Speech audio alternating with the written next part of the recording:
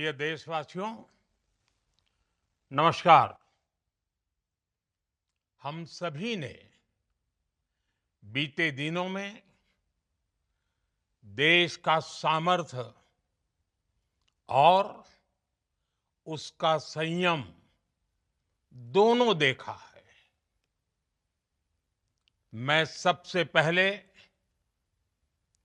भारत की पराक्रमी सेनाओं को, सशस्त्र बलों को, हमारी खुफिया एजेंसियों को, हमारे वैज्ञानिकों को, हर भारतवासी की तरफ से सैल्यूट करता हूं। ऑपरेशन सिंदूर ये सिर्फ नाम नहीं है, ये देश के कोटि-कोटि लोगों की भावनाओं का प्रतिबिंब है। ऑपरेशन सिंदूर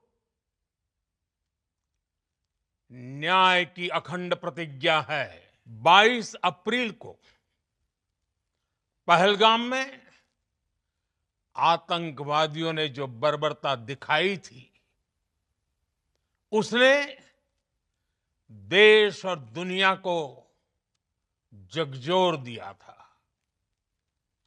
छुट्टियां मना रहे निर्दोष मासूम नागरिकों को धर्म पूछकर उनके परिवार के सामने, उनके बच्चों के सामने बेरहमी से मार डालना, यह आतंक का बहुत विभत्स चेहरा था, क्रूरता थी।